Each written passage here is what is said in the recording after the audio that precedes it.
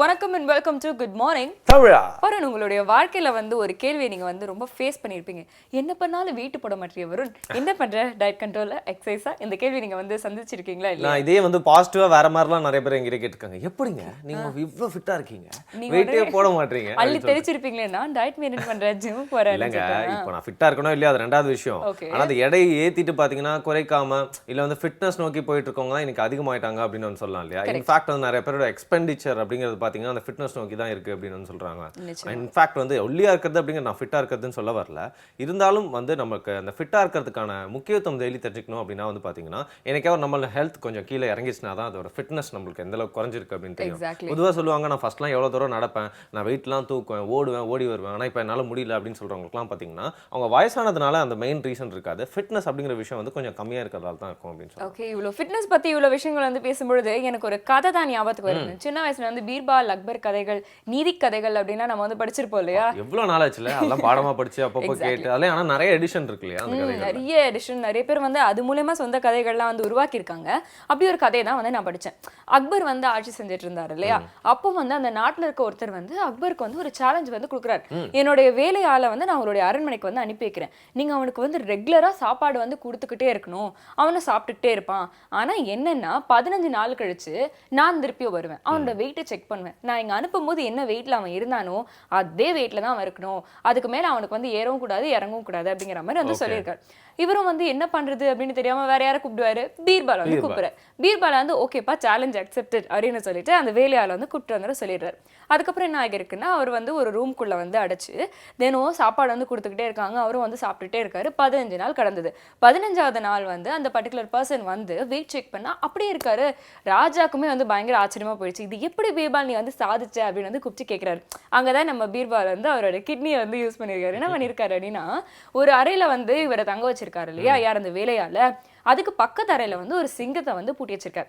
போயிட்டு அவர்கிட்ட ஒரே ஒரு விஷயம் தான் சொல்றாரு, இந்த சிங்கத்தை வந்து அந்த அறையில பூட்டி வச்சிருக்கோம், அந்த லாக் மட்டும் கொஞ்சம் சரியா இல்ல, பார்த்து இருந்துக்கோ தம்பி அப்படின்னு சொல்லிட்டு அதுக்கப்புறம் டெய்லி வந்து சாப்பாடு வந்து என்னதான் இவன் சாப்பாடு நிறைய சாப்பிட்டுட்டே இருந்தாலும் ஐயோ சிங்கம் எங்கேயாவது இங்க வந்துருமோ அப்படிங்கிற அந்த ஒரு பயம் இருந்தனால பாத்தீங்கன்னா அவன் சாப்பிட்டு சாப்பாடோட அந்த சத்து வந்து அவனுக்கு ஃபுல்லா போய் சேரலையா. அந்த பயத்திலேயே வந்து என்னதான் சாப்பிட்டாலும் அந்த வெயிட் கெயினே ஆகல அவருக்கு. எக்ஸாக்ட்லி. இதுல இருந்து என்ன தெரியுது, நீங்க வந்து ஆரோக்கியமா இருக்கணும் அப்படின்னா இந்த பயம் அப்படிங்கறத வந்து விட்டு ஒழிக்கணும். ஓகே. ஆனா அந்த சிங்கம் வந்து அப்படியே தப்பி தவறி அந்த கூண்டை உடைச்சிட்டு வெளில வந்து இவனை பார்த்தா கூட ஏதோ எலும்பு துண்டு தான் போல இருக்கு அப்படின்னு சொல்லிட்டு நினைச்சிட்டு போயிட்டு இருக்கோம் இல்லையா. அந்த சிங்கமே ஒரு கற்பனையா கூட இருக்கலாம் இல்லையா. நிச்சயமா. அதாவது பீர்பால் கதைகளை வச்சு எங்க எல்லாருக்கும் பாத்தீங்கன்னா இன்னைக்கு ஒரு ஒளி விளக்கு ஏற்றி வச்சிட்டீங்க அப்படின்னு சொல்லுவாங்க. வாவ், இதை தொடர்ந்து வந்து உண்மையான ஒரு ஒளி விளக்கு, அதாவது வந்து வல்லமைக்கோள் அப்படிங்கிற ஒரு பகுதியில் வந்து பிசிக்கல் ஃபிட்னஸை பத்தி நம்ம தெரிஞ்சுக்கலாம்.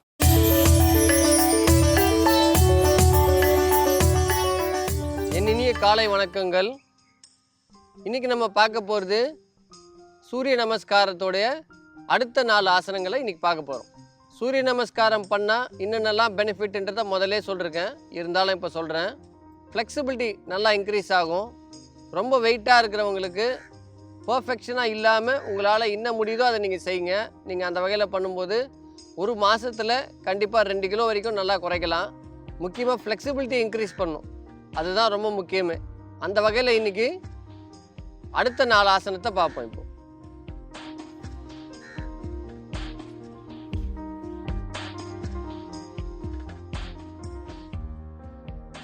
இந்த ஆசனம் பேர் மகாமுத்ரான்னு பேர். யோகாலேயே முக்கியமான ஆசனம்னு சொன்னால் இந்த ஆசனத்தை சொல்லலாம். இந்த ஆசனம் வந்து எல்லா மதத்துலேயும் இருக்குது. ஏன் எல்லா மதத்துலேயும் இருக்குன்னா, ஃப்ரண்ட்டில் பெண்ட் பண்ணுறத ரொம்ப முக்கியமாக சொல்கிறாங்க. தலை நெத்தி வந்து ஃப்ளோரில் பண்ணணும், அதை வந்து ரொம்ப விசேஷமாக சொல்கிறாங்க. எந்த அளவுக்கு உங்களோட தலை நெத்தி ஃப்ளோரில் படுதோ அந்த அளவுக்கு நீங்கள் கோவம் வராத ரொம்ப சாஃப்டாக இருப்பீங்களா. அதனால தான் இதை வந்து எல்லா மதத்துலேயும் வச்சுருக்கிறாங்க. நெக்ஸ்ட்,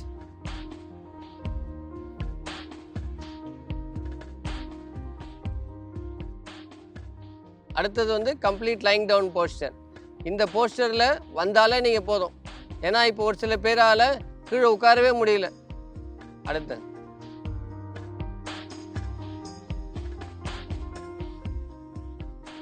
இந்த ஆசனத்தை பண்ணும்போது உங்களுக்கு பேக் பெயின் வராது. குறிப்பாக சொல்லப்போனால் எல்லாருக்கும் L3, L4, L5 disk bulging வருது. இந்த ஆசனம்லாம் நீங்கள் செய்யும்போது உங்களுக்கு டிஸ்க் பல்ஜிங் இருந்தால் கூட உங்களுக்கு அந்த டிஸ்க் பல்ஜிங்காக இருக்கிறது சரியாகும் கண்டிப்பாக. நெக்ஸ்ட்.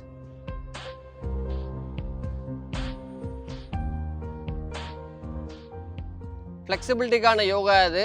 பட் நீங்கள் இதை செய்யும்போது உங்களுக்கு கான்சன்ட்ரேஷன், மெமரி பவர் இன்க்ரீஸ் ஆகும். ரிலாக்ஸ். இன்னைக்கு நம்ம பார்த்தது எல்லாமே பார்த்தீங்கன்னா சூரிய நமஸ்காரத்தோடைய பெனிஃபிட் அப்படின்னு சொல்லும்போது மகாமுத்ராவை பார்த்தோம். ரொம்ப முக்கியமான ஆசனம் அது. முக்கியமாக சொல்லப்போனால் முத்ரான்னு நம்ம சொல்கிறது முக்கியமான ஆசனத்துக்கு சீல் போடுற மாதிரி. இந்த மகாமுத்ராவை நீங்கள் பண்ணும்போது உங்களுக்கு ஸ்ட்ரெஸ்ஸுன்ற ஒரு வார்த்தைக்கே இடம் இருக்காது. அதுக்கு அடுத்தது பேக் பெயின் வராது, உங்களோட வெயிட் குறையும். இதோட பெனிஃபிட்ஸே ரொம்ப அதிகமாக இருக்குது. அதனால் இந்த ஆசனத்தை நீங்கள் டெய்லி வீட்டில் பண்ணணும். ஃபுல்லாக சாப்பிட்டுட்டு கண்டிப்பாக செய்யாதீங்க. ஸ்கூல் ஸ்டூடெண்ட்ஸ் செய்கிறாங்கன்னா ஸ்கூல் விட்டு வந்ததுக்கப்புறமும் செய்யுங்க, மார்னிங்கும் செய்யுங்க. ஃப்ளெக்சிபிலிட்டி இன்க்ரீஸ் ஆகும். நீங்கள் இதெல்லாம் டெய்லி செய்வீங்கன்ற நம்பிக்கையோடு இன்றைக்கி இந்த முடிச்சுக்கலாம். நாளைக்கு வேற ஒரு ஆசனத்தோடு உங்களை பார்க்குறேன். நன்றி, வணக்கம்.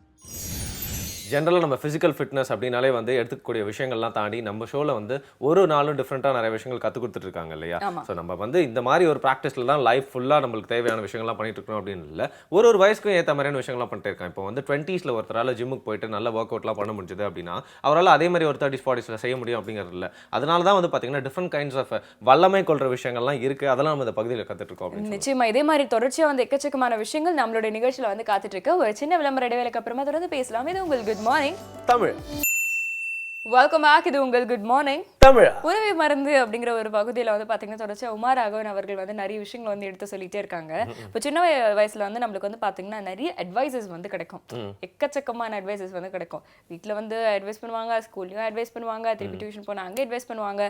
அட்வைஸ் அப்டேட் அப்படின்னு வந்து நம்ம வந்து கேட்டு ஒரு கட்டத்தில் வந்து யாராவது அட்வைஸ் சொன்னாலே அவங்க வந்து இக்னோர் பண்ண ஆரம்பிச்சிருவோம். ஹலோ, உங்களுக்கு 100 அட்வைஸ் தானே, எனக்கு ஒரு 200 தெரியும்ல அப்படிங்கிற மாதிரி இப்போ எல்லாருமே வந்து ஒரு ஃபேக்ட்ஸ் மாதிரி அட்வைஸ் சொல்லிட்டே இருக்காங்க. எக்ஸாக்ட்லி. அந்த மாதிரி வந்து அட்வைஸ் வந்து இன்னி வரைக்கும் நம்ம வந்து தொடர்ந்து வந்து கேட்டுட்டே வந்திருக்கலாம். ஆனா ஒரு சிலர் வந்து சொல்றது வந்து பாத்தீங்கன்னா நம்ம வந்து கூர்ந்து கவனிக்க ஆரம்பிப்போம். ஏன் அப்படின்னா அது அட்வைஸ் துணில இருக்காது. எனக்கு ஒரு விஷயம் தெரியும், அதை நான் உங்ககிட்ட வந்து ஷேர் பண்ணிக்கிறேன். ஒரு தாட் ஷேரிங் மாதிரி வந்து இருக்கும் பொழுதுதான் அந்த இன்ஃபர்மேஷனும் கரெக்டா வந்து டிரான்ஸ்மிட் ஆகும். இது way of approach.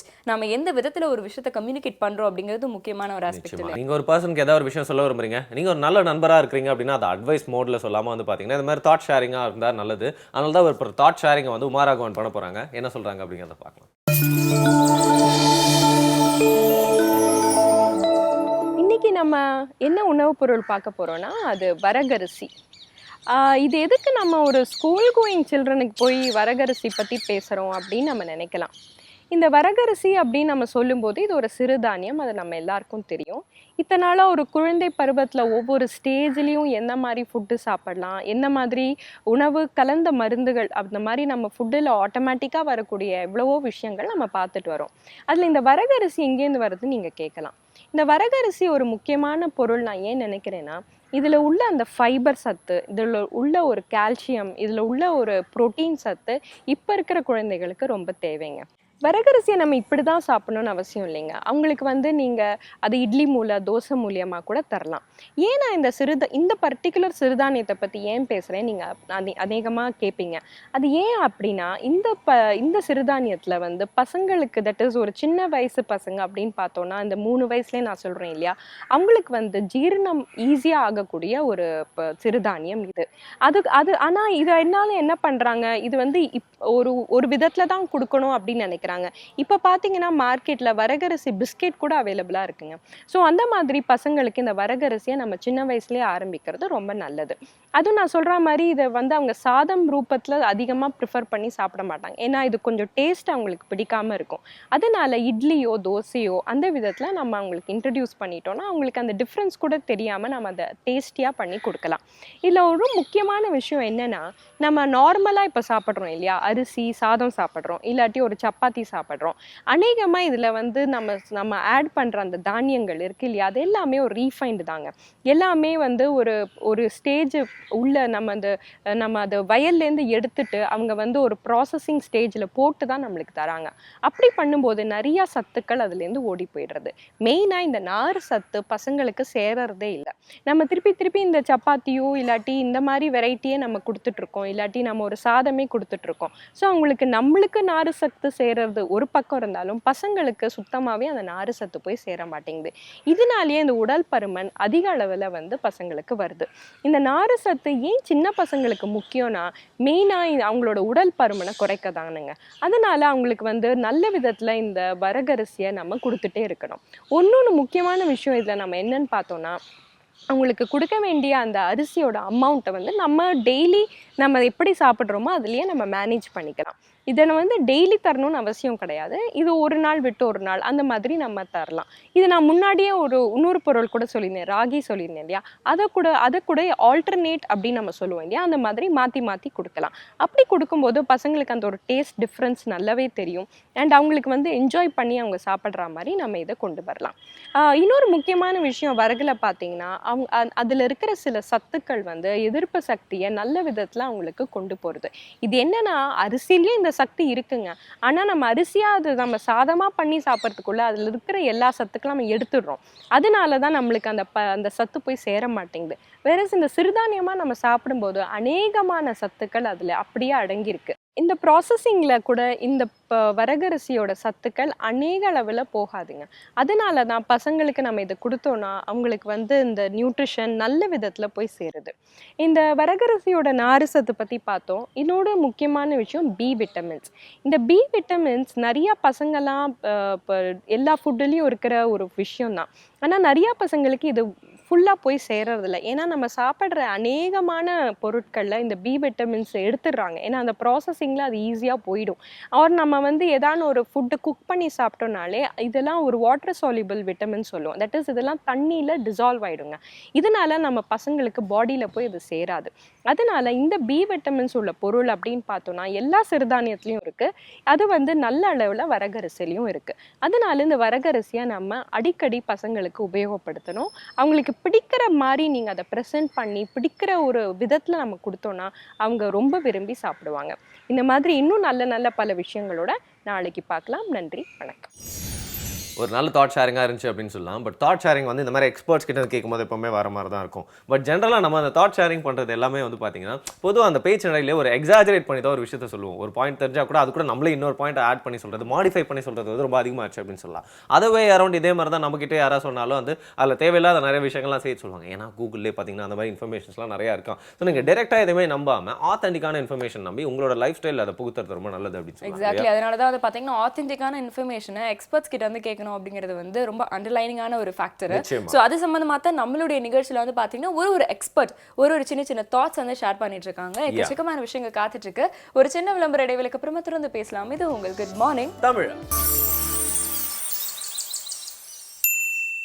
Welcome back. இது உங்கள் good morning Tamizha. Food researcher வந்து திவ்யா செந்தில் அவர்கள் வந்து பார்த்தீங்கன்னா ஒரு நாளும் நம்மளுக்கு வந்து வேரிடான ரெசிபிஸ் வந்து சொல்லிட்டு இருக்காங்க. இன்ஃபேக்ட் நம்ம ஜென்ரலாக நிறைய இந்த சமையல் நிகழ்ச்சிகள்லாம் வந்து நிறைய ரெசிபிஸ்லாம் வந்து பார்த்துருப்போம். அதுக்கும் திவ்யா செந்தில் வந்து சொல்றதுக்கும் என்ன ஒரு வித்தியாசம் அப்படின்னு வந்து பார்த்தீங்கன்னா அதிகமாக நம்மளுக்கு வந்து தெரியாத சில ரெசிபிஸ், அதாவது தெரிஞ்ச ரொம்ப வந்து காமனாக நம்மளுக்கு வந்து ரொம்ப எளிதாக கிடைக்கக்கூடிய சில பொருட்களை வச்சு நம்மளுக்கு தெரியாத ஒரு பர்ஸ்பெக்டிவ்ல அவங்க வந்து ஒரு ரெசிபியாக அதை வந்து கன்வெர்ட் பண்ணுவாங்க. அவங்க ஏன் இந்த மாதிரியான டிஷ்ஷஸ்லாம் வந்து இந்த காம்பினேஷனில் வந்து நம்மளுக்கு கொடுப்பாங்க அப்படின்னு வந்து ஒரு சின்ன கேள்வி எழலாம். அதுல தான் வந்து பாத்தீங்கன்னா அவங்க அந்த டேஸ்ட் டு ஹெல்த் அப்படிங்கிற ஒரு கான்செப்டை வந்து அவங்க இன்கார்பரேட் பண்ணிருக்காங்க. நிச்சயமா அந்த டேஸ்ட் டு ஹெல்த் அப்படிங்கிற மட்டும் இல்லாம இன்னொரு விஷயத்தை ஆட் பண்ணிருக்காங்க அவங்க. அதை அவங்க டிஷ்ஷை பத்தி சொன்னோன்னு பார்க்கலாம். இது பிரெட் மில்க் ஷேக்.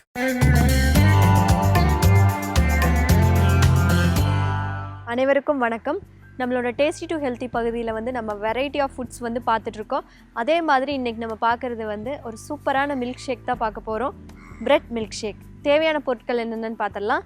Bread, milk, condensed milk, honey, nuts. First வந்து நான் ப்ரெட்டோட சைட்ஸ் எல்லாமே வந்து கட் பண்ணி வச்சுருக்கேன். ப்ரெட் இதில் போட்டுக்கலாம். தென் வந்து பால். நீங்கள் நார்மல் மில்க்கு இல்லை கோகோனட் மில்க் எது வேணாலும் ஆட் பண்ணிக்கலாம். நெக்ஸ்ட் வந்து நம்ம இதில் தேன் ஆட் பண்ணிக்கலாம். இப்போ வந்து ஸ்வீட்னஸ்க்காக நம்ம தேன் ஊற்றியாச்சு. நெக்ஸ்ட் வந்து கண்டென்ஸ்டு மில்க் இதில் ஆட் பண்ணிக்கிறேன். வந்து இதை அப்படியே மிக்சியில் போட்டு நல்லா பிளெண்ட் பண்ணிடலாம்.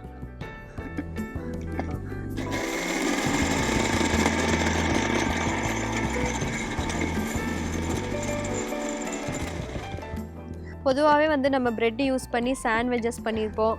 அதே மாதிரி வந்து டிஃப்ரெண்ட்டாக இந்த ஜாமு ஃப்ரூட்ஸ் இதெல்லாம் வச்சு சாப்பிட்ருப்போம். நம்ம இன்றைக்கி வந்து நம்ம பண்ணியிருக்க பிரெட் மில்க் ஷேக் வந்து ரொம்பவுமே வித்தியாசமாக இருக்கும். இதை வந்து லைட்டாக சில் பண்ணி சாப்பிட்டிங்கன்னா குடிக்கிறதுக்கு வந்து ரொம்ப டேஸ்டியாக இருக்கும். மேலே வந்து சும்மா நட்ஸ் போட்டுக்கலாம்.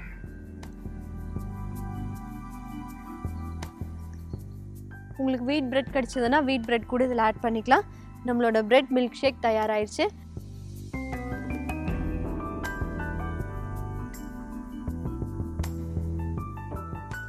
நீங்களும் இந்த மில்க் ஷேக்கை வந்து உங்கள் வீட்டில் கண்டிப்பாக ட்ரை பண்ணி பாருங்கள். குழந்தைங்க ரொம்ப விரும்பி சாப்பிடுவாங்க. மீண்டும் நாளை வேறொரு வித்தியாசமான உணவுடன் சந்திக்கிறேன். நன்றி, வணக்கம். அஃப்கோர்ஸ் நான் திவ்யா சந்தில பற்றி பேசுறதுக்கு முன்னாடி நான் என்ன வச்சுட்டேன்னா, அந்த பிரெட் மில்க் ஷேக் அப்படிங்கிற பற்றி கேட்டோன்னு அவங்க சொல்கிறதுக்கு முன்னாடி இந்த மாதிரிலாம் சுவாரஸ்யமாக ஒரு ஃபுட்டை ஆக்குறப்போ வந்து பார்த்தீங்கன்னா அந்த சாப்பிட்றது அப்படிங்கிறது வந்து ரொம்ப இன்ட்ரெஸ்டிங்காக மாறிடுது அப்படின்னு கூட வந்து சொல்லலாம். இப்போ இந்த என்னதான் நம்ம வந்து நான் ஃபுடி இல்லை அப்படின்னு சில பேர் சொன்னால் கூட வாழ்க்கையில் ஃபுட் அப்படிங்கிறத வந்து நம்ம வந்து தள்ளி வச்சிடவே முடியாதுன்னு சொல்லலாம். இன்டெக்ரல் பார்ட் ஆஃப் லைஃபாக இருக்குது அப்படின்னு சொல்லலாம் இல்லையா? அப்போ அந்த ஃபுட் அப்படிங்கிற விஷயத்தை வந்து நம்ம டெய்லி வாழ்க்கை ஃபுல்லாக 3 வேலையும் செஞ்சுட்டே இருக்கிறதுனால ஏதோ ஒரு பாயிண்ட் ஆஃப் டைமில் உங்களுக்கு போர் அடிச்சிடலாம். என்னடா நம்ம வீட்டில் ஒரே மாதிரி மொனோட்டாமஸாக இருக்குது, என்னடா நான் தங்கியிருக்க இடத்துல ஒரே மாதிரியான ஃபுட்டாக கொடுக்குறாங்க, நம்ம போய் சாப்பிட்ற ஹோட்டல்லாம் எனக்கு ரொம்ப பழகி போச்சு, போர் அடிச்சிச்சு அப்படின்னு சொல்லிட்டு அந்த மாதிரி டைமில் தான் நம்மளே இந்த மாதிரி சுவாரஸ்யமான விஷயங்கள்லாம் செஞ்சு ஃபுட் அப்படிங்கிற விஷயத்தை வந்து இன்னும் ஹெல்த்தியாகவும் டேஸ்டியாகவும் சுவாரஸ்யமாக மாற்றிக்கலாம். எக்ஸாக்ட்லி, ஃபுட் ஸ்டைலிங் அப்படிங்கிறது இன்னைக்கு வந்து வளர்ந்து வர ஒரு பெரிய இண்டஸ்ட்ரியா இருக்கு. நல்லா இருக்க ஃபுட்டை கலச்சு விட்டுறாங்க இல்லைங்க, ஒரு ஃபுட்டை வந்து வேற ஒரு லெவல் வந்து ப்ரெசென்ட் பண்ணுவாங்க. அது பார்க்கும்போது ஒரு கியூரியாசிட்டி வந்து வரும். அந்த அளவுக்கு வந்து ஃபுட் ஸ்டைலிங் அப்படிங்கிறது ஒரு தனி படிப்பாவே இன்னைக்கு வந்துருச்சு அப்படின்னு வந்து சொன்னோம் இல்லையா? ஓகே, ஹேர் ஸ்டைலிங் மாதிரி ஃபுட் ஸ்டைலிங் வந்து ட்ரெண்டிங்கான விஷயம் போல இருக்குப்பா. இந்த மாதிரி நிறைய விஷயங்கள் நான் உங்களுக்கு சொல்லணும்னா நாங்க வந்து தெரிஞ்சுக்கணும்ல. ஒரு சின்ன பிரேக் எடுத்துக்கலாம். இது உங்களோட குட் மார்னிங் தமிழா.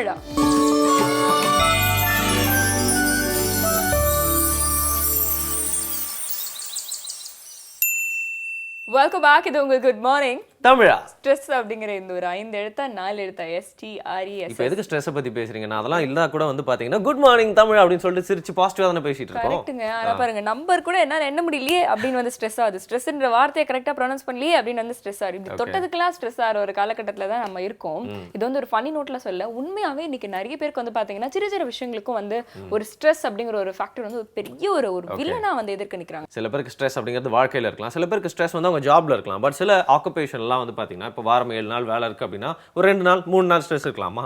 பட் இந்த பணியில் வந்து பார்த்தீங்கன்னா ஸ்ட்ரெஸ் அப்படிங்கிறது கூடவே பிறந்தது அப்படிங்கிற மாதிரி தோல்லே தூக்கிட்டு சுமக்கிற மாதிரி இருக்கும். ஸோ இந்த காவல்துறை பணியில் மட்டும்தான் வந்து பார்த்தீங்கன்னா தினம் தினம் அவங்க அண்டர்கோ பண்ணுற விஷயங்கள் எல்லாமே ஒரு டென்ஷனான விஷயமாவே இருக்கும். ஸ்ட்ரெஸ் அப்படிங்கிறது ரொம்ப கிட்டே இருக்கும் அப்படின்னு சொல்லலாம். ஸோ அதை ஹேண்டில் பண்ணி வந்து பார்த்தீங்கன்னா அதை பற்றி பேசுறதுக்கு ஒரு ஆப்டான ஆளாக நம்ம ஓய்வு பெற்ற SP கலியமூர்த்தி அவர்கள் இருக்காரு. ஸ்ட்ரெஸ்ஸை பற்றி என்ன சொல்கிறாரு அப்படிங்கிறத பார்க்கலாம்.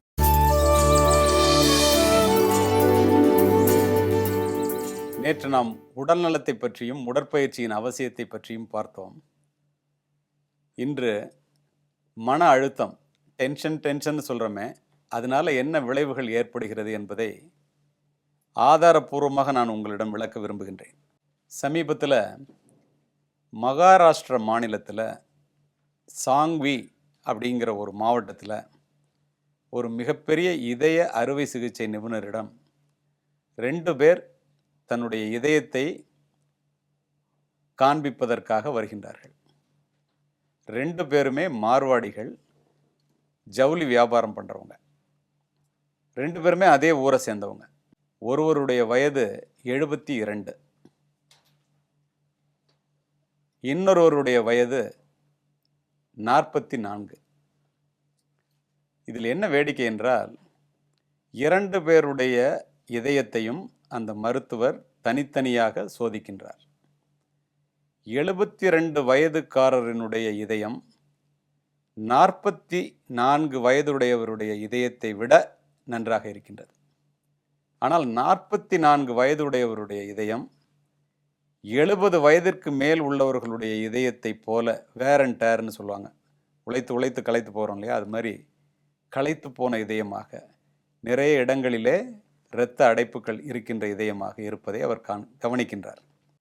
அவருக்கு வந்து இந்த மாதிரி ஒரு வித்தியாசம், ஒரே ஊரில் வாழ்கிறாங்க, ஒரே சூழ்நிலையில் இருக்கிறாங்க, ஒரே தொழில் பண்ணுறாங்க, வயது மட்டும் 2 பேருக்கும் ஒரு 30 வயது தோராயமாக வந்து வித்தியாசம் இருக்குது.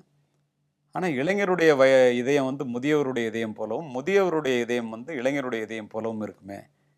இந்த ரிஸ்க்குக்காக நம்மகிட்ட வந்திருக்காங்களே, இந்த ரிஸ்க் ஃபேக்டர் என்ன காரணத்தினால அவங்களுக்கு இந்த மாதிரி வந்திருக்கும் அப்படிங்கிறத தெரிஞ்சுக்கணும், அதை மற்றவர்களுக்கு ஒரு படிப்பினையாக இருக்கும் என்ற ஆர்வத்திலே ஒவ்வொருத்தரையும் தனித்தனியாக கூப்பிட்டு பேசுகிறார். முதல்ல அந்த 72 வயதுக்காரரை அழைத்து உங்களுடைய வாழ்க்கை முறையை டெய்லி ரொட்டீனை சொல்லுங்கங்கிறார். அவர் சொல்கிறாரு, காலையில் 4:30 மணிக்கு அவர் எந்திரிக்கிறாரு, 5 மணிக்கு பிரம்மபுத்திரா ஆற்று கரைக்கு போகிறாரு, குளிர்ந்த நீரில் குளிக்கிறாரு, அரை மணி நேரம் யோகா செய்கிறாரு, அரை மணி நேரம் எக்ஸசைஸ் பண்ணுறாரு. அது இல்லாமல் இங்கேருந்து போகிறதும் திரும்பி வர்றதுமே 4 கிலோமீட்டர் டெய்லி நடக்கிறாரு. 8 மணிக்கு காலையில் உணவு அருந்துறாரு. 9 மணிக்கு அவருடைய வீட்டிலேருந்து புறப்பட்டு அவருடைய ஜவுளி வியாபார கடைக்கு போகிறாரு. 1 மணி வரைக்கும் கடையில் இருக்கிறாரு. திரும்பி 15 நிமிஷத்தில் வீட்டுக்கு வந்துடுறாரு. வந்த உடனே சாப்பிட்றாரு. 1 மணி நேரம் ஓய்வு எடுக்கிறாரு. அதுக்கப்புறம் விவசாய நிலங்களை போய் பார்க்கின்றார். திரும்பவும் 5 மணிக்கு கடைக்கு போயிடுறாரு. இரவு 7 மணி வரைக்கும் கடையில் இருக்கார். 8 மணிக்கு வீட்டுக்கு வந்துடுறாரு. உணவு அருந்தி விட்டு 8:30க்கெல்லாம் படுத்துடுறாரு. 9 மணிக்கு தூங்கிடுறாரு. இன்ட்டு 365ங்கிறார். இதை தவிர நான் வேறு எதுவுமே செய்கிறதில்ல சார், இதுதான் என்னுடைய வாழ்க்கை முறை. இதையும் லேசாக வலிக்கிற மாதிரி இருந்துச்சு, அதனால் உங்கள்கிட்ட இன்றைக்கி வந்திருக்கேன். நான் டிவி பார்க்குறதில்ல, சினிமா பார்த்ததே இல்லை, இது வரைக்கும் டாக்டர்கிட்ட போனதில்லைங்கிறார். டாக்டர் சொல்கிறாரு, இப்போவும் நீங்கள் வந்திருக்க வேண்டியதில்லை, ஒன்றுமே இல்லை, ஒரு மாத்திரை மட்டும் தர்றேன், அதில் உங்கள் இதயம் சரியாயிடும், ஆல்ரெடி நல்லா தான் இருக்குது, ரொம்ப சந்தோஷமாக நீங்கள் போங்கன்னு சொல்லி அவர் அனுப்பிச்சிடுறாரு. அவருடைய வாழ்க்கை முறைகளை அவர் தெரிந்து கொண்டார். 44 வயதிலேயே 70 வயதுக்கு அதிகமானவருடைய இதயத்தை போல இருந்ததல்லவா, அவரை கூப்பிட்டு உங்களுடைய வாழ்க்கை முறை என்னன்னு சொல்லுங்கள் அப்படின்னு கேட்குறாரு. அவரை கேட்டது இவருக்கு தெரியாது. இவர் சொல்கிறாரு, காலையில் 11 மணிக்கு எந்திரிப்பேன், 11:30 மணிக்கு காலையில் சாப்பாடு சாப்பிடுவேன், அதுக்கப்புறம் 12 மணிக்கு என்னுடைய ஜவுளி கடைக்கு போவேன், அங்கே போய் வேலை பார்ப்பேன், 3 மணிக்கு மத்தியான சாப்பாடு அங்கேயே கொண்டு வர சொல்லி சாப்பிடுவேன், ராத்திரி 10 மணி வரைக்கும் வேலை பார்ப்பேன், 11 மணிக்கு வீட்டுக்கு வருவேன், 11:30 மணிக்கு நைட் சாப்பாடு சாப்பிடுவேன், அதுக்கப்புறம் டிவி பார்ப்பேன், டிவி நல்ல படமாக இருந்துச்சுன்னா 1 மணி நேரம் 1/2 மணி நேரம் அதிகமாகிடும், 2 மணிக்கு தூங்குவேன். எனக்கு வாழ்க்கையில் ஏதாவது சாதிக்கணும்னா மற்றவர்களை பார்த்து என்னை நான் கம்பேர் பண்ணிக்கிறேன். எல்லாரும் என்னை குறையுடைய மனிதனாக பார்ப்பதைப் போல் நான் நினைக்கின்றேன். அதனால் ஏதாவது செய்யணும்னு நினைக்கிறேன்னு ஒழிய என்னால் எதுவும் செய்ய முடியல. இந்த மன அழுத்தத்திலேயே நான் வாழ்ந்துட்டுருக்கேன் டாக்டர், எனக்கு என்ன இதயத்தில்னு கேட்குறார். இப்போது டாக்டருக்கு தெளிவாக புரிகின்றது, ஒரு மனிதனுடைய வாழ்க்கை முறை தான் அவனுக்கு அது டென்ஷனை உண்டாக்குது. இவர் மற்றவர்களோட தன்னை ஒப்பிட்டு அவர் மாதிரி வசதியாக இல்லையே, அவர் மாதிரி பணக்காரனா இல்லையா, அந்த பிஸ்னஸ் மாதிரி நம்ம செய்யலையே அப்படின்னு சொல்லி அதை நினச்சி கவலையிலேயே தூக்கத்தை மறந்து நேரங்கட்ட நேரத்தில் தூங்குறது, எந்த விதமான உடற்பயிற்சியும் இல்லை, ஏகப்பட்ட மாத்திரைகளை சாப்பிட்டுட்டு சிறு வயதிலேயே இதயத்தில் இத்தனை கோளாறோடு வந்திருக்கிறாரு. இவருடைய வாழ்க்கை முறை தான் சரியில்லை என்பதை அந்த டாக்டர் உணர்ந்து கொள்கிறார். இப்போ டாக்டர் முடிவு சொல்கிறார் என்னென்னா, கடவுள் படைக்கிறதுல எல்லா மனிதர்களையுமே முழுமையாகத்தான் படைத்திருக்கின்றார். நாம் இருப்பதை வைத்துக்கொண்டு நிறைவாக வாழலாம். நம்முடைய உடலையும் உடல் நலத்தையும் நாம் பார்த்து கொள்ள வேண்டியது நம்முடைய கடமை. மற்றவர்களோடு நாம் ஒப்பீடு செய்யாமல் நமக்கு கொடுத்துருக்கிற வாழ்க்கையும் நமக்கு கிடைச்சிருக்கிறதையும் வைத்து நிறைவாக வாழ்கின்றவர்கள் எல்லாரும் இதய கோளாறு இல்லாமல் இருக்கிறாங்க. இந்த டென்ஷன் யாரெல்லாம் நம்மளே டென்ஷன் ஆக்கிக்கிறோமோ அவங்கெல்லாம் சிறு வயதிலேயே இதய கோளாறுக்கு ஆளாகிறாங்க அப்படின்னு சொல்லிட்டு கடைசியாக அவர் சொல்கிறாரு, the best doctor is doctor diet, doctor quiet, doctor happy என்று முடிக்கின்றார். நாமும் கொஞ்சமாக சாப்பிட்டு நல்ல உடற்பயிற்சி செஞ்சு மகிழ்ச்சியாக இருப்பதை வைத்துக்கொண்டு நிறைவுடன் வாழ்ந்தால் இதயத்தில் கோளாறு இல்லாமல் கடைசி வரை வாழ முடியும் என்பதற்கு இருவேறு கருத்துக்கு இடமே இல்லை. என்னுடைய வீட்டிலேயே 4 மருத்துவர்கள். இதுவரை நான் எந்த மருத்துவரிடமும் சென்று எந்த மாத்திரையும் நான் உட்கொண்டதில்லை. தினமும் உடற்பயிற்சி செய்கின்றேன், அளவாக சாப்பிடுகின்றேன். இதை கூறுவது எனக்காக அல்ல, உங்களுக்காக. நீங்களும் அப்படி வாழ வேண்டும் என்று நினைக்கின்றேன். நன்றி, வணக்கம். மீண்டும் நாளை சந்திப்போம்.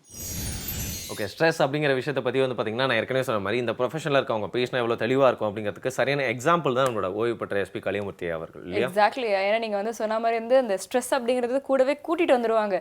எப்பயுமே அவங்க கழட்டி விட முடியாத ஒரு நண்பன் இல்லை ஒரு எதிரியாக கூடவே இருக்கிற ஒரு துறை தான் காவல்துறை. பட் அந்த துறையில் இருந்துக்கிட்டே திரு கலியமூர்த்தி அவர்கள் ஒரு ஸ்ட்ரெஸ் ஃப்ரீ லைஃப்க்கான ஒரு விஷயத்தை நம்மளுக்கு சொல்லியிருக்காங்க. ஸோ நம்ம லைஃப்லாம் எந்த அளவுக்கு இன்னும் ஈஸி ஆக்கிக்கலாம் அப்படிங்கிறது நம்மளுக்கு புரியுது இல்லையா? மட்டும் இல்லாமல் நம்ம லைஃப் சில பேரோட லைஃப் கம்பேர் பண்ணும்போது எவ்வளோ ஈஸியாக இருக்குது. நம்ம நம்ம இதே இதை என்ஜாய் பண்ணாமல் இதுலேயும் ஸ்ட்ரெஸ் இருக்குது அப்படின்னு பார்க்குறோம், பாசிட்டிவாக நம்ம எடுத்துக்கலாம் அப்படின்னு சொல்லலாம். இன்னும் நிறைய விஷயங்கள் எதுவுமே டே லைஃப்பில் பார்க்க போகிறோம். பட் ஒரு சின்ன பிரேக் அப்புறமா ஒரு சூப்பரான பகுதி வந்துட்டே இருக்கு, வெயிட் பண்ணுங்க. இது உங்களோட குட் மார்னிங் தமிழா.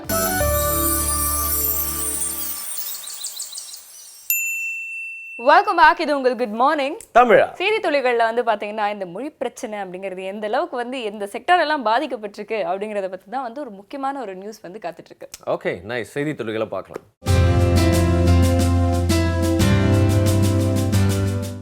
ஸோ செய்தித்துறைகளில் வந்து இந்த மொழி பிரச்சனை பற்றி ஒரு ஹிண்ட் சொல்லியிருந்தேன் இல்லையா? ஓகே. ஸோ நாம இங்கேருந்து வந்து வட இந்தியாவுக்கு வந்து ட்ராவல் பண்ணி போகிறோம் அப்படின்னா நம்மளுக்கு ஒரு பெரிய பிரச்சனையாக இருக்கிறது வந்து இந்த மொழி தெரியாமல் வந்து எல்லாரும் பயங்கரமாக வந்து திணறதை வந்து நம்மளால வந்து பார்க்க முடியும். நம்மளுக்கே அந்த பிரச்சனை வந்து ஏற்பட்டிருக்கோம் இல்லையா? நீங்க சென்னை எக்ஸ்பிரஸ் அப்படிங்கிற ஒரு படத்தில் ஷாருக் கான் தமிழ்நாட்டுக்கு வந்தாலும் தமிழில் தாங்க பேசுறாரு. நீங்க வேறங்க அந்த படத்துல வந்து சென்னை மக்கள் எல்லாம் ஹிந்தி தான் வந்து பேசிட்டு இருந்தாங்கன்றது வந்து வேற கதை. பட் நான் வந்து உண்மையான பிரச்சனையை பற்றி பேசிட்டு இருக்கேன்.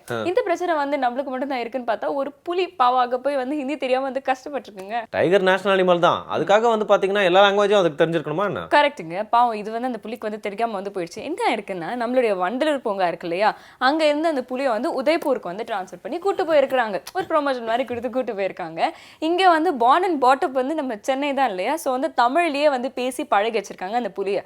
திடீர்னு அங்க போயிட்டு அங்க வந்து ஹிந்தி வந்து பேசும்பொழுது அந்த புலியால வந்து புரிஞ்சுட்டு வந்து ரெஸ்பாண்ட் பண்ண முடியலையா. அதனால அந்த புலிக்கு வந்து ஒரு கரெக்டான ஒரு ஆர்டர் வந்து கொடுக்குறதோ அதை வந்து மெயின்டைன் பண்றதோ அங்க இருக்கவங்க வந்து ரொம்ப கஷ்டப்பட்டிருக்காங்க. ஸோ இந்த மொழி பிரச்சனை அப்படிங்கிறது எவ்வளவு தூரம் டிராவலா இருக்கு பாத்தீங்களா? வெரைட்டி ரைஸ் சாப்பிட்டு இருந்த புளியை போயிட்டு டக்குன்னு சப்பாத்தி சப்ஜி சாப்பிட சொன்னா எப்படிங்க ஒத்துக்கும்? ரொம்ப கஷ்டங்க. அவன் ஸ்லோவா தான் வருவான். பட் இனிமே பார்த்தா வந்து இன்னொரு ஆனிமல் பத்தி தான், இன்னொரு கிரீச்சர் பத்தி தான் நான் வந்து சொல்ல போறேன் அப்படின்னு சொல்லலாம். டோடோ அப்படிங்கிற பறவை பத்தி நீங்க கேள்விப்பட்டிருப்பீங்க. அது வந்து ஒரு ஐலாண்ட்ல இருந்தது. அங்க போன அந்த டூரிஸ்ட் அண்ட் டிராவலர்ஸ்லாம் வந்து பாத்தீங்கன்னா அழகா இருக்கே கோழி கிட்டவா அப்படின்னு கூப்பிட்டோன்னே அந்த கோழிக்கும் பாத்தீங்கன்னா இந்த ஓடுற தன்மையே இல்லாதனால அது கிட்ட வந்து தலையை குடிஞ்சிருக்கு, பட்டன் போட்டு நம்ம ஆளுங்க 65 மாத்திட்டாங்க. அப்படி அதை சாப்பிட்டு பாத்தீங்கன்னா டோடோ அப்படிங்கிற பறவை இனமே வந்து அழிஞ்சு போச்சு அப்படிங்கிறது எல்லாருக்குமே தெரியும். அந்த டோடோ இனத்தோட ஒரு ஸ்கெலட்டன் வந்து இப்போ கண்டுபிடிச்சிருக்காங்க. அதை நிறைய பேர் பார்த்தீங்கன்னா இப்போ ஏலத்தில் எடுக்கிறதுக்காக காத்துட்டு இருக்காங்களாம். எந்த அளவுக்கு நம்ம உலகமும் மனிதர்களும் வந்து ஒரு விந்தையானவங்களா இருக்காங்கன்னு பார்த்தீங்களா? ஏற்கனவே உயிரோட நிறைய சுற்றிட்டு இருந்த அந்த டோடோ வந்து ஃபுல்லாக சாவடிச்சு சாப்பிட்டு அதுக்கப்புறம் அதை நம்மளே அழிச்சிட்டதுனால ஒரு ஸ்கெலட்டன் கிடைச்சோன்னா அதே எடுத்து விலையுறந்த உலகத்துக்கு வந்து பார்த்தீங்கன்னா ஆப்ஷன் விடுறது அப்படிங்கிற மாதிரி ஒரு மனிதன் வந்து எந்த அளவுக்கு சிந்திச்சுட்டு போயிட்டு இருக்கான் அப்படின்னு பாருங்க. எக்ஸாக்ட்லி. ஸோ இது வந்து ஒரு மெட்டீரியலிஸ்டிக்கான வேர்ல்டோட ஒரு இம்பாக்டாக கூட நம்ம வந்து பார்க்க முடியுது. எந்த அளவுக்கு மெட்டீரியலிஸ்டிக் அப்படின்னா வந்து இலவசமாக கொடுக்க வேண்டிய நிறைய விஷயங்கள் வந்து பார்த்தீங்கன்னா எனக்கு வந்து கட்டணத்துக்குள்ள வந்து வந்துருச்சுன்னு சொல்லலாம். அதுல வந்து ரொம்ப முக்கியமா வந்து கல்வியை பத்தி வந்து நிறைய விவாதங்கள்லாம் வந்து இருந்தாலும் இதை பத்தி இப்ப நான் வந்து சொல்ல போறது இல்லை. இது ரிலேட்டடான ஒரு நியூஸ் வந்து படிச்சுட்டு நான் அப்படியே வியந்துட்டேன் அப்படின்னு வந்து சொல்லலாம். லயலா அப்படிங்கிற ஒரு பொண்ணு, அந்த சிறுமி வந்து பாத்தீங்கன்னா ஒரு 12 வயது பொண்ணு. அந்த பொண்ணுக்கு வந்து ஒரு பெரிய பிரச்சனை வந்து சிறுநீரகத்துல வந்து இருந்திருக்கு. அதனால என்னன்னா 12 மணி நேரத்துக்கு ஒரு தடவை வந்து டயாலிசிஸ் வந்து பண்ணணும். அப்படி வந்து பண்ணா மட்டும்தான் அந்த பொண்ணால் வந்து சஸ்டெயின் ஆக முடியும் அப்படிங்கிற மாதிரியான ஒரு ரேர் கண்டிஷன் அந்த பொண்ணுக்கு. இதனால அந்த பொண்ணோட இயல்பு வாழ்க்கையை வந்து பாதிக்கப்பட்டு கரெக்டாக ஸ்கூலுக்கு போக முடியாமல் நிறைய பிரச்சனைகளை வந்து அந்த பொண்ணு சந்திச்சுட்டு இருந்தது அப்படிங்கிறத கேள்விப்பட்ட அவங்களுடைய டீச்சர் என்ன பண்ணியிருக்காங்க அப்படின்னா, நான் முன் வரேன், என்னோட ஒரு சிறுநீரகத்தை வந்து தானமாக தரேன் அப்படின்னு சொல்லிட்டு முன் வந்து உடனே ஹாஸ்பிட்டல் போயிட்டு எல்லா டெஸ்ட்டையும் வந்து மேற்கொண்டு ஃபிட்டாக இருக்காங்க அப்படின்னு தெரிஞ்சதுக்கப்புறமா அந்த டீச்சருடைய ஒரு சிறுநீரகத்தை வந்து பார்த்தீங்கன்னா அந்த குழந்தைக்கு வந்து மாற்றிருக்காங்க. இது வந்து என்ன மாதிரியான ஒரு நியூஸ், நம்மளுடைய உலகத்தில் இப்படிலாம் வந்து நடக்குதா அப்படிங்கிற ஒரு பெரிய ஒரு சந்தேகத்தையே வந்து கொடுக்குதுன்னு சொல்லலாம். ஏன்னா வந்து டொனேஷன் வாங்கி தான் கேள்விப்பட்டிருக்கோம். இங்க வந்து ஸ்கூல்ல இருந்து ஒரு டொனேஷனே போயிருக்கு இல்லையா? அது மட்டும் இல்லாமல் ரத்த பாசமுள்ள உறவுகள்னு சொல்லப்படுறவங்க பார்த்தீங்கன்னா வந்து டக்குன்னு இந்த மாதிரி டைம்ல தான் எஸ்கேப் ஆகி மறைஞ்சிருவாங்க அப்படின்னு சொல்லலாம். இன்விசிபிள் ரிலேஷன்ஷிப்ல அப்படியே வந்துருவாங்கன்னு சொல்லலாம். பட் ஒரு டீச்சர் அவங்க கல்வி மட்டும் இல்லை, இந்த மாதிரி வாழ்க்கையும் கொடுக்கலாம் அப்படிங்கிற நிரூபிச்சிருக்காங்க. பட் எதெல்லாம் காசு ஆயிடுச்சு அப்படின்னு சொல்லிட்டு நீங்கள் வந்து ஆச்சரியப்பட்டதுக்கு இன்னும் ஆச்சரியப்படுற மாதிரி நான் ஒரு பாயிண்ட் சொல்லப்படுறேன். அது கல்வி காசு ஆயிடுச்சு அப்படிங்கிறத வந்து 20 வருஷமா நம்மளுக்குலாம் தெரிஞ்ச விஷயம். பட் இப்போ கம்பானியன்ஷிப், அதாவது ஒரு கூட இருக்கிறதுக்கே காசு வாங்குறாங்களாங்க. அதாவது வந்து பார்த்தீங்கன்னா லோன்லினஸ் அப்படிங்கிற விஷயம் வந்து உலகம் ஃபுல்லாக எல்லா நாட்டு மக்களையும் போய் தாக்கியிருக்கு. இந்த குளோபலைசேஷன் வந்ததுக்கப்புறம் வந்து பார்த்தீங்கன்னா நம்மளோட வேலையாக இருக்கட்டும், லைஃப் ஸ்டைலாக இருக்கட்டும், லோன்லினஸ் டிப்ரெஷனுக்குள்ளே வந்து தள்ளிடுச்சு அப்படின்னு சொல்லலாம். ஸோ மேலை நாடுகளில் இது வந்து ஒரு படி போய் இன்னும் ரொம்ப மோசமாக இருக்கிறதுனால கம்பானியன்ஷிப் ரொம்ப லோன்லியாக ஃபீல் பண்ணுறேன், என் கூட கொஞ்சம் டைம் ஸ்பெண்ட் பண்ணணும், என் கூட ஃப்ரெண்டாக இருக்கணும், இல்லை என் கூட வந்து அன்பாக இருக்கணும் அப்படிங்கிற மாதிரி வந்து பார்த்தீங்கன்னா பீப்புள் எல்லாம் வந்து கம்பானியன்ஷிப்காக காசு கொடுத்து கூப்பிடுறாங்களாம். இது பெரிய பிஸ்னஸாகவே மாறி நிறைய ஏஜென்சிஸ்லாம் கம்பானியன்ஷிப்காகவே வந்து பீப்புளெலாம் ரெடி பண்ணிட்டு இருக்காங்க. கூடிய சீக்கிரத்தில் வந்து பார்த்தீங்கன்னா இந்தியாலையும் இந்த ட்ரெண்ட் வந்துருமோ என்னவோ. வீட்டெல்லாம் பார்த்தீங்கன்னா முன்ன வந்து ஒரு பெரியவங்க இருப்பாங்க, எந்த பிரச்சனையாக இருந்தாலும் அவங்க கிட்ட இருந்து ஒரு தீர்வு வரும். இன்னைக்கு அதுக்காக நம்ம வந்து பே பண்ணி வெளியில வந்து போயிட்டு அவங்களும் லோன்லியாக இருக்க மாட்டாங்க, அதனால இவங்களும் லோன்லியாக ஃபீல் பண்ணுவாங்க. எக்ஸாக்ட்லி. ஸோ இந்த மாதிரியான ஒரு காலகட்டத்துக்கு நம்ம வந்து போகக்கூடாது. ஆஸ் அன் இந்தியன்ஸ் நம்ம வந்து பார்த்தீங்கன்னா எப்பயுமே வந்து இந்த உறவுகள் குடும்பம் இந்த மாதிரியான சில பின்னல்களுக்குள்ள வந்து இருக்கிற ஒரு சொசைட்டி. போனை குனிஞ்சு பார்த்தது ஓகே, முத்தம் கொடுக்க ஆரம்பிச்சிட்டோம்ல, அதுலயே நம்ம தனியா போயிட்டோம் மனுஷன் கிட்ட இருந்து பிரிஞ்சு அப்படின்னு. இந்த மாதிரியான விஷயங்கள்லாம் வந்து கொஞ்சம் கொஞ்சம் உங்களுடைய கவனத்துக்கு நாங்க வந்து கொண்டு வரதுக்கான காரணம் இதை பத்தினா நீங்க யோசிக்கணும் அப்படிங்கிறதுக்காக இன்னொரு தாட் ஆஃப் த டே உங்களுக்காக காத்துட்டு இருக்கு. அதுக்கு பார்த்தீங்கன்னா நல்லா டீப்பா யோசிச்சு இந்த நாள் ரொம்ப கான்ஃபிடென்ட்டா ஆரம்பிங்க. கவலைப்படாதீங்க, நாங்க உங்களோட ஃப்ரெண்ட்ஸ் கம்பெனியன்ஸ் நாளைக்கு உங்களை பார்க்க திருப்பி வந்துரும் புது விஷயங்களோட புது நாள்ல. அது வரைக்கும் பாபாய் சொல்லிட்டு போறது உங்களோட அன்பு நண்பர்களான வருண் மற்றும் சமியான். குட் மார்னிங் தமிழா.